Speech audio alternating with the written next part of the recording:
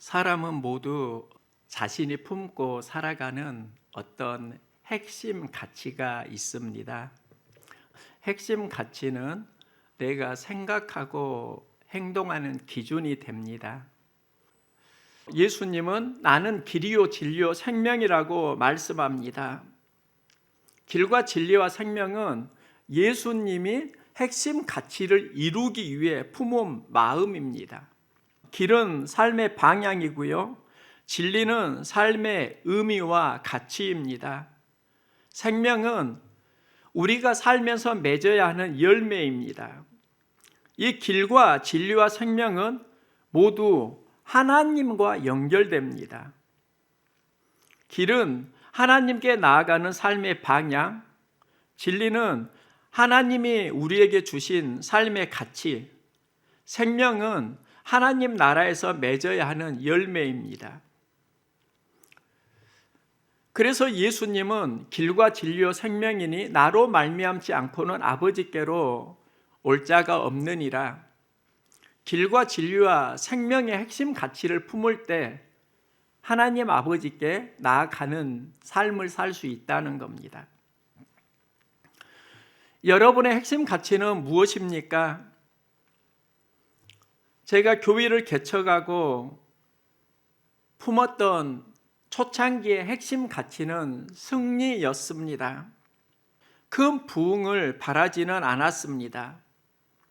누군가 목사님 큰 꿈을 가지세요 이렇게 말을 하기도 하는데 저는 승리하는 삶을 살고 싶었습니다. 나의 핵심 가치를 승리로 품은 이유가 있습니다. 내가 바라는 것은 성공에 가까웠는데 예수님의 비전은 성공이 아니라 승리라는 것을 성경을 보면서 너무나 절실하게 발견을 했습니다. 예수님이 하나님 나라를 품고 공생애를 시작하실 때 광야에서 40일 금식 기도를 하십니다. 이때 사단이 3가지 시험을 합니다. 그 중에 하나가 나에게 절하고 경배하면 세상의 부귀영화를 주겠다입니다. 세상의 부귀영화는 성공으로 가는 소중한 핵심 가치라고 할 수 있습니다.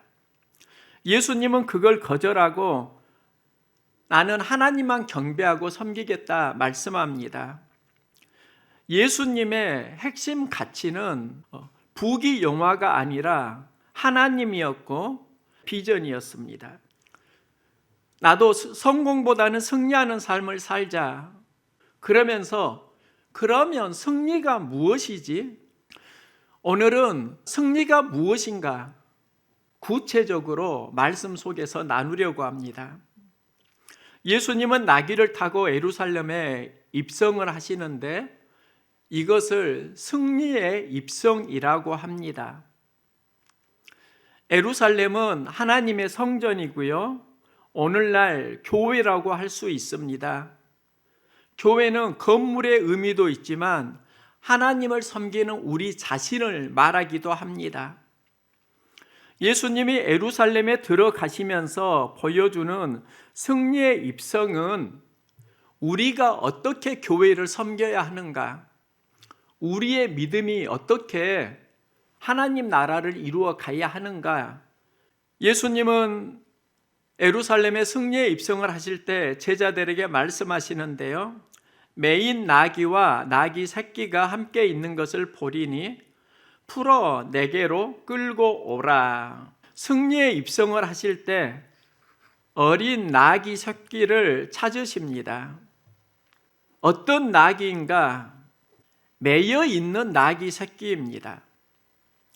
나귀 새끼라는 말은 어린 나귀이고 연약하다는 의미가 있습니다. 매여 있다는 것은 무언가 그를 붙잡는 게 있다는 겁니다. 예수님은 그 매여 있는 나귀를 풀어주고 내게로 끌고 오라 하십니다. 제자들이 나귀를 끌고 오려고 할 때 그 주인이 왜 나귀 새끼를 끌고 가나요? 묻는다고 하면 제자들에게 이렇게 말하라고 알려주십니다. 주가 쓰시겠다 하라. 그리하면 즉시 보내리라. 나귀를 즉시 보낸 이유가 주님이 쓰시니까 좋다는 겁니다. 쓰임받고 싶은 열망이 있다는 겁니다. 그러면 이 나귀의 상황이 바로 우리들을 말합니다. 어린 나귀는 연약한 우리들이기도 하고, 또 매인 나귀는 우리가 매여 있다는 것을 말하기도 합니다. 어떤 이는 상처에 매여 있고요, 또 어떤 이는 수많은 유혹에 매여 있기도 합니다. 우리의 영과 마음과 관심이 매여 있는 수많은 환경이 있습니다.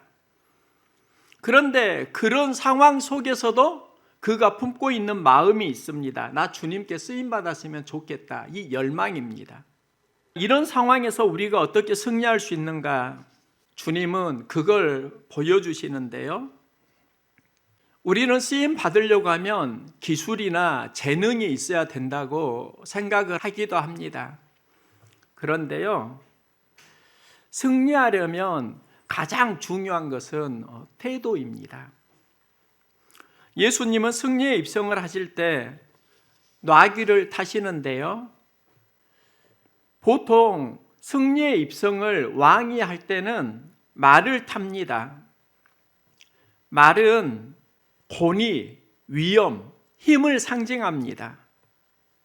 그런데 예수님은 말이 아니라 나귀를 타시고, 스가랴 선지자는 이 상황을 이렇게 해석합니다. 보라, 내 왕이 내게 임하시나니 그는 겸손하여서 나귀를 타시나니. 예수님이 승리하실 때 품은 마음이 무엇인가 하면 겸손입니다.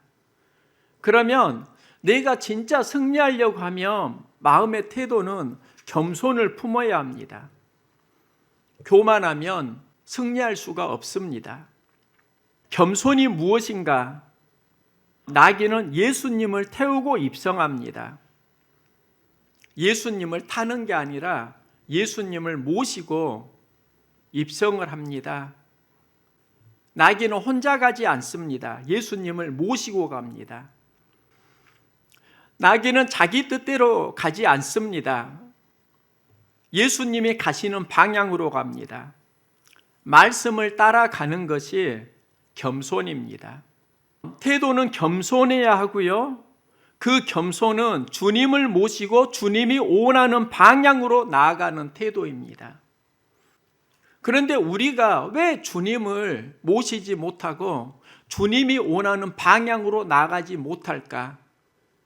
그 이유가 있는데, 그 이유가 우리 안에 있는 자기 주장들입니다. 바리새인은 하나님이여, 나는 다른 사람들 곧 토색, 불의, 간음을 하는 자들과 같지 아니하고 세리와도 같지 않음을 감사하나이다. 나는 이래 2번씩 금식하고 소득의 11조를 드리나이다. 바리새인의 기도를 보면은요, 바른 생활맨입니다. 세리는 이렇게 기도합니다. 감히 눈을 들어 하늘을 쳐다보지도 못하고 가슴을 치며 이르되, 하나님, 나를 불쌍히 여기소서, 나 죄인입니다. 세리는 죄와 허물이 많은 사람입니다. 그런데 예수님은 바른 생활맨 바리새인의 기도를 옳다고 하지 아니하시고 세리의 기도를 의롭다고 하십니다. 그 기준이 무엇인가? 바리새인의 기도를 보면 자기 의가 있습니다. 주님의 의가 아니라 나는 이렇게 행동합니다. 자기 의가 있는데 주님의 의는 없습니다. 세리의 기도를 보면 자신의 의는 없습니다. 그래서 주님 불쌍히 여겨주세요. 주님의 의를 간구합니다. 우리가 성장하려고 하면 제일 먼저 극복해야 되는 것은 내 안에 자리 잡고 있는 자기의, 이 자기의를 무엇이라고 하는가? 자기 주장이라고 합니다. 자기 주장은 삶을 교만하게 만듭니다.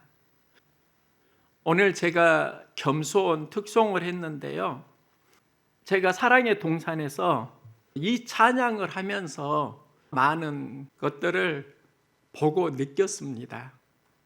겸손에서 나오는 그 가사가 이거예요. 어떠한 자기 주장도 버리고 오직 모든 것을 주님 뜻에 맡기며 내가 강한 것이 아니라 주가 강함을 보여줌이 진정한 겸손. 자기 주장을 버리고 이 가사에 제가 뒤집어지는 경험을 했습니다. 자기 주장이 무엇인가? 내가 믿고 살아가는 나의 의도라고요. 그런데 그 모든 것을 버리고 주님 뜻에 맡기는 삶, 그게 겸손이라는 이 가사 속에서 하나님이 삶을 체크해 주셨습니다. 내 안에 가지고 있는 자기 주장들을 생각나게 하시고 또 터치해 주셨습니다. 예전에 제가 집에서 가스레인지 후드를 청소한 적이 있습니다. 기름의 때가 지저분해서 수세미로 깨끗하게 닦았습니다. 그런데 그 일이 저에게 상처가 되었습니다. 기름때가 묻은 가스레인지 후드, 주방 천장을 깨끗하게 닦았는데 아내가 와서 했던 말이 있습니다. 왜 이렇게 수세미가 더러워? 이렇게 더럽게 하면 어떻게 하냐고 좀 투덜거리는 겁니다. 그때 제가 집사람에게 했던 말이 더러워진 수세미는 보이고 깨끗하게 닦인 천정과 후드는 안 보인가? 그때 집사람이 했던 말입니다. 그럼 천정이랑 후드 청소했다고 말을 해. 말을 하지 않으면 내가 어떻게 알아? 나는 후드를 청소하는 것이 잘한 일이라고 생각을 했습니다. 그게 나의 기준이었습니다. 그런데 집사람 기준에서 보면 그게 아닐 수도 있다는 걸 알았습니다. 사람은 실상 보이는 것만 느끼면서 살아갑니다. 저는 은밀하게 도와주는 것이 미덕이라고 생각을 했는데 그것도 내 안에 있는 자기 주장이다? 이건 저에게 상당히 충격이었습니다. 아니, 은밀히 도와주는 것이 미덕인데 왜 그걸 하나님은 나에게 자기 주장이라고 하는 것이지? 그때 주님이 저에게 주신 마음이 있습니다. 헌주야, 상대가 느끼도록 도와주어야지 그게 배려이지. 아내가 느끼지 못하잖아. 그러면 그건 배려가 아닐 수 있어. 이 음성이 제 마음속에 들려오니까 또 다른 많은 갈등의 실타래들이 다시 떠오르는 겁니다. 예전에 집사람이 탄 자동차를 몇 번 세차해 준 적이 있습니다. 집사람은 세차해 준 사실도 모르고 타는 경우가 제법 있었습니다. 그러다가 어느 날 집사람이 참 차가 지저분하고 더럽다 이 말을 하니까 제가 그때 했던 말이 있습니다. 그래도 내가 몇 번 세차는 해주니까 그 정도네. 그때 아 그래? 예전에 왠지 깨끗하다 그랬지. 뭐 이 정도였습니다. 집사람은 제가 말을 하지 않으면 도무지 알지를 못한 겁니다. 내가 세차해 준다고 말을 하고 세차를 해주면 너무나 고마워했습니다. 제가 말씀을 준비하는데 새벽에 이런 감동이 왔습니다. 지금 아내 차가 더럽다. 세차해 주어라. 하나님과 저의 셀프 대화이지요. 그래서 네, 세차해 줄게요. 어떻게 세차해 줄래? 한다고 티내고요. 한다고 티내고요가 저에게 주님이 주시는 마음이었습니다. 집사람에게 세차해 준다고 자동차 키를 달라고 했습니다.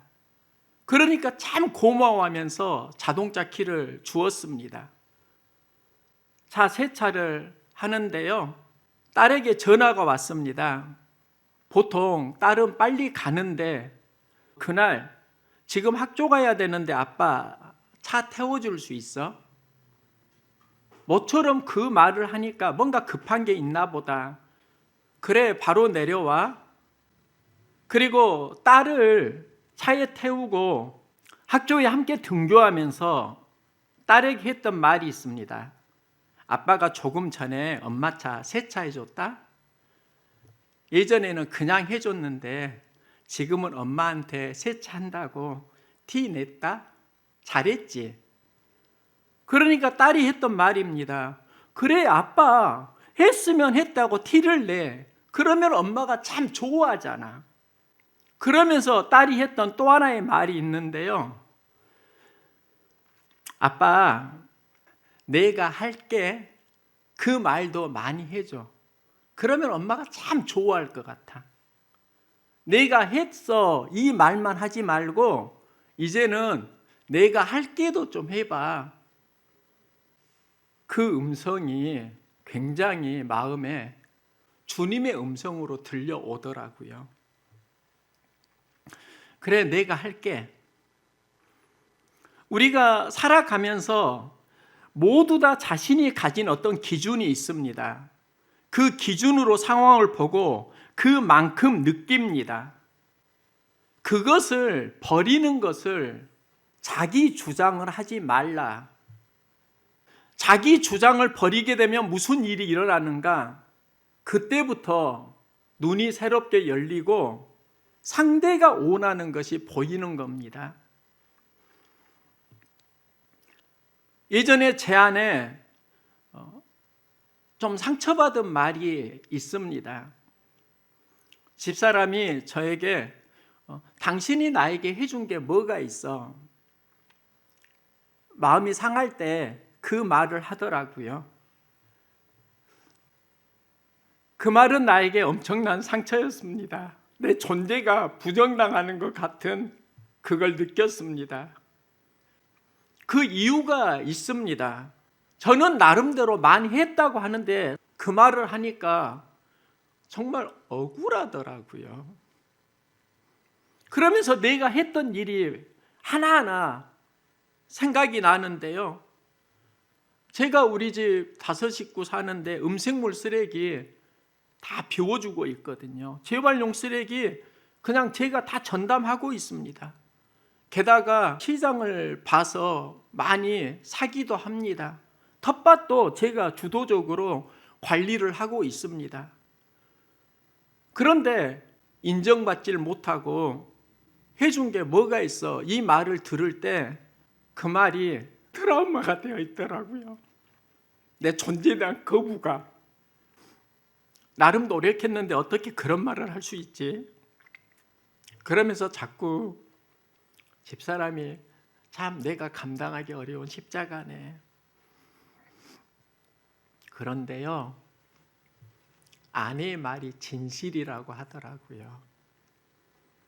저는 이해가 안 되는데 그 말이 진실이라고 성령님을 통해서 들려주시는 겁니다. 아내 기준에서 원하는 건 실은 일보다는 관계이고 공감이었습니다. 제가 바라본 것은 모든 관점이 일이었습니다. 그리고 그 일을 은밀히 하는 것을 미덕이라고 생각했습니다.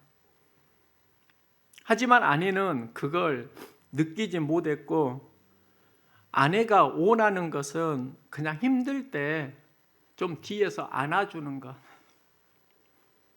그것뿐이었습니다.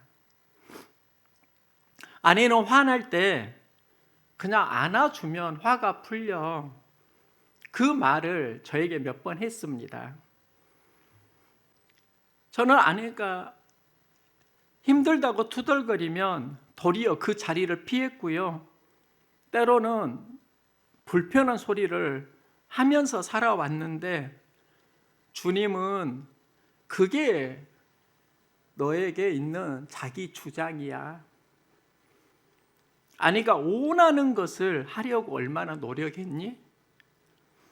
아내가 원하는 것은 하지 않고 내가 원하는 너의 기준으로 살아왔잖아.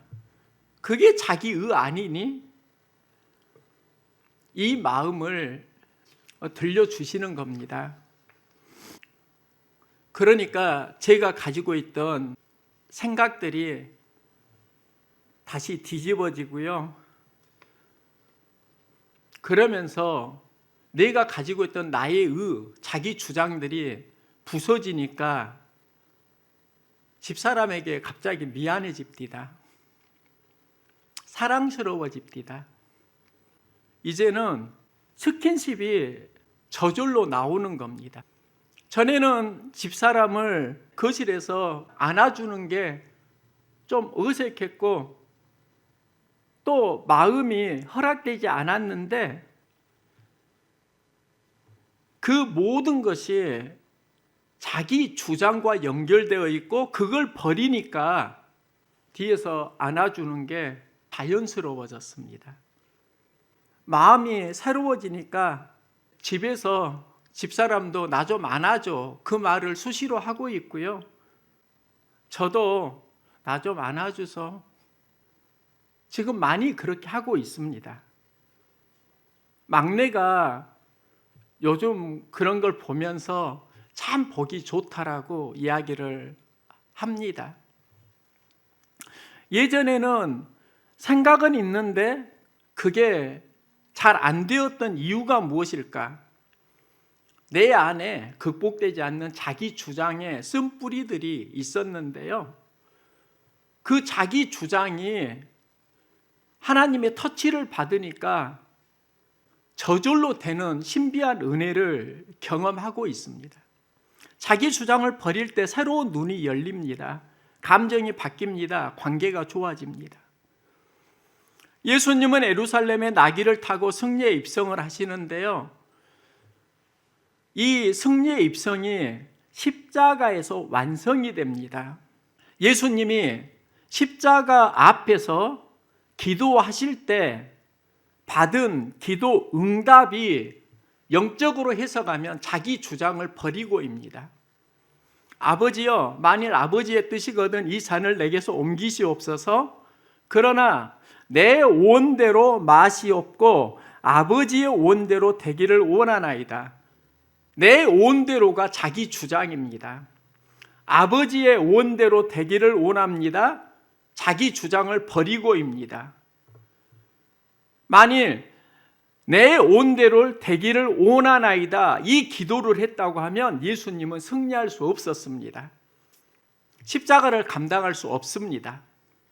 아버지 원대로 되기를 원하나이다 자기 주장을 버리고 주님 뜻에 맡기면서 했던 기도, 이 기도를 하니까 하늘에서 천사가 내려오고 예수님의 기도를 도와줍니다. 하나님이 언제 천사를 보내시고 도와주시는가요?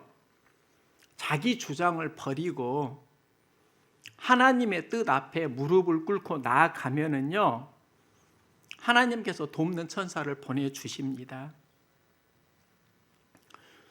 자기를 주장하는 사람이 아니라 자기 주장을 버리고 하나님 앞에 무릎 꿇는 그 겸손한 사람에게 천사를 보내주신다는 겁니다.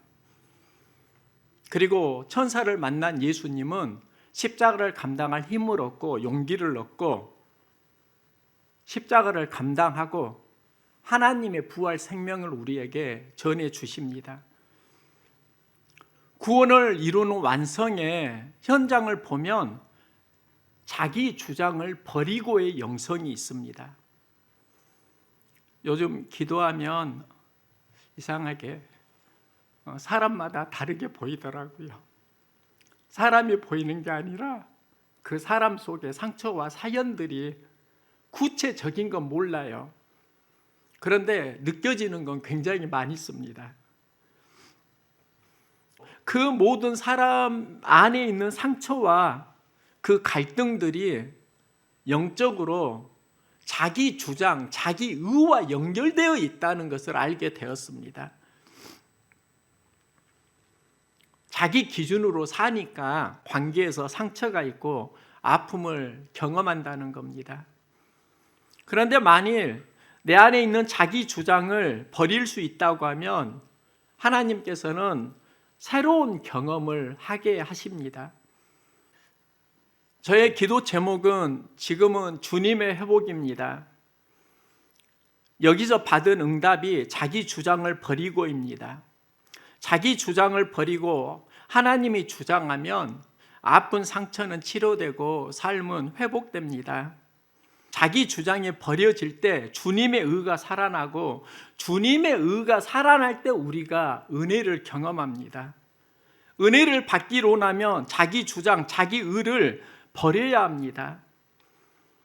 우리의 모든 삶을 보면 영적인 연결고리가 있습니다. 삶의 뿌리에 자기 주장이 남아 있다고 하면 주님의 의는 약화되고 주님의 의가 약화될 때 우리는 상처와 아픔을 많이 경험합니다. 자기 주장을 버리면 주님의 의가 시작되고 여기에서 은혜는 저절로 옵니다. 자기 주장을 버리는 것이 겸손이고 하나님은 겸손한 심령의 은혜를 주십니다. 여러분 안에 알게 모르게 내가 눈치채지 못하는 자기 주장들이 영적으로 굉장히 많이 있습니다. 단지 그걸 내가 알아차리지 못하고 캐치하지 못할 뿐입니다. 성령님이 터치하면 어느 순간 그게 자기 안에 발견이 되고 내가 전적으로 인정을 하게 되면 새로운 눈이 열리고 새로운 관계가 시작됩니다. 자기 주장을 버리는 겸손으로 주님 주시는 은혜를 다시 추구할 수 있기를 소망합니다. 주님 주시는 은혜와 힘으로 승리하기를 원하십니까? 내 안에 있는 자기 주장이 말씀 앞에서 터치되고 성령의 인도를 받고 새롭게 눈이 열리는 은혜를 체험할 수 있기를 응원합니다.